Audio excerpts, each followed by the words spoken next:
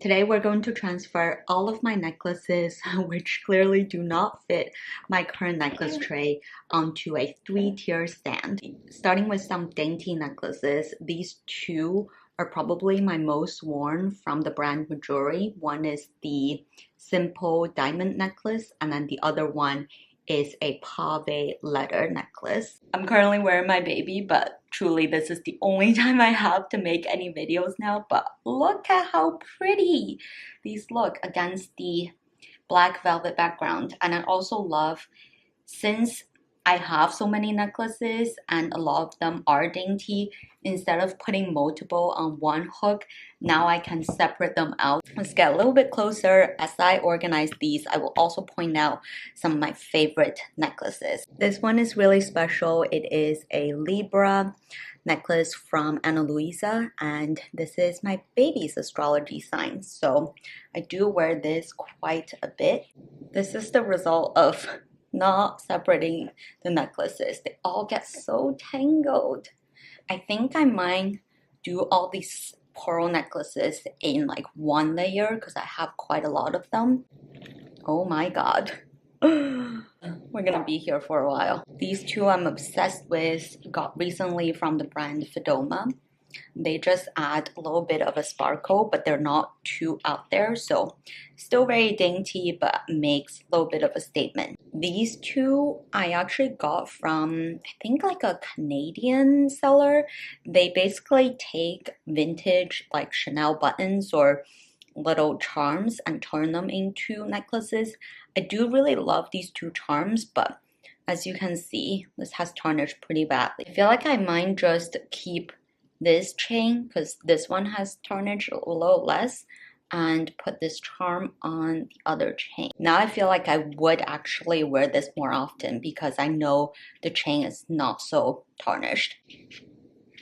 I'm eating my words because this chain has clearly lost all of the gold, but I did find this from a flea market in Brooklyn and I really love this pendant. I might have to like destroy the chain to take off the pendant. For now, I'll just keep it on because it almost looks like a really light gold necklace, which is still very pretty. Not sure what to do with this tennis necklace because it is kind of chunky. I might leave these aside. Best finds of this season, definitely these two necklaces, also from Fedoma. This one is croissant, this one is a pretzel. They are so adorable.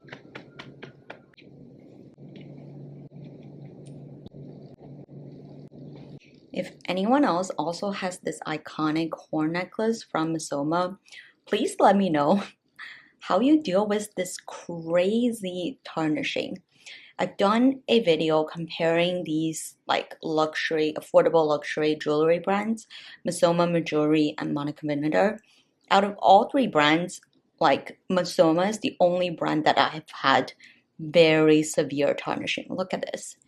It's like turning green, purple, and all sorts of dark colors. And this is actually my replacement necklace together with this mini fang necklace.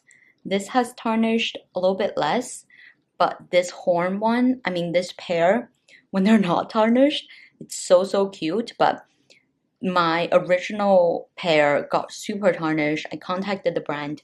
They gave me a replacement, which is this set, and then they immediately tarnished again. So, and I've already used all of my own like methods to try to remove the tarnish, like the baking soda method, but it will work for a couple of days and it will immediately tarnish again. So I'm very sad about this. I refuse to let them go because they're not cheap, but also I have no patience to de-tarnish them every time I wear them. I want this middle layer to be these cute like layering pieces. I have quite a few of these basically like multi-charm necklace that are perfect for layering. So I'm gonna put them next to each other. This one, by the way, is from Ana Luisa. Really pretty and does not tarnish.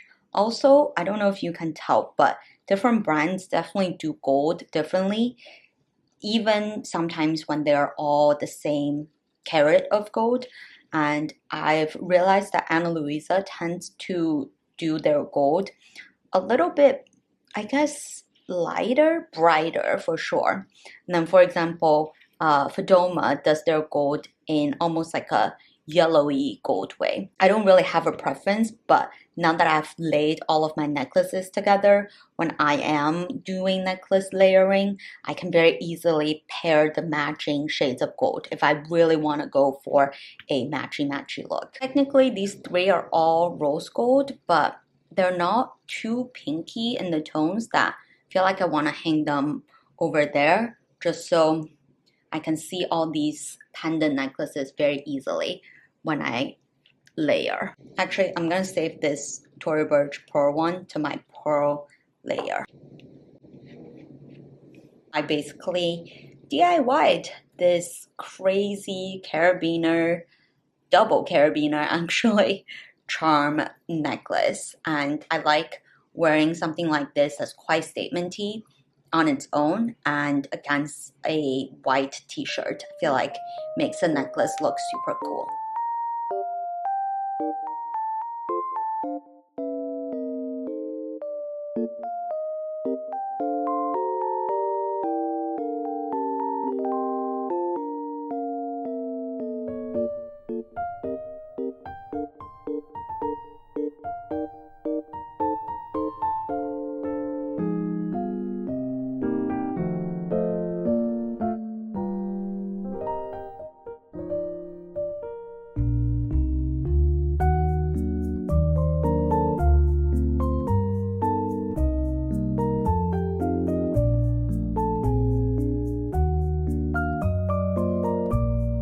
I put all of the dainty necklaces on the top two layers, which leaves me like maybe 3 open spots for adding more pieces to the collection. Truthfully, like, who needs 3 of 4 of basically the same tiny little pearl chokers? So I definitely feel like at some point I need to do a jewelry declutter. I also really like that because everything is separated out on the stand.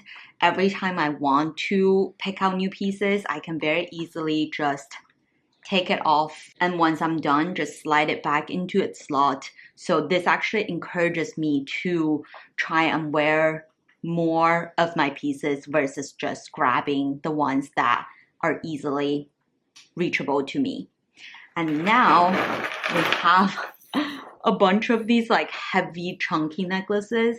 I'm gonna attempt to put them on this bottom layer. We'll see if this does the trick, because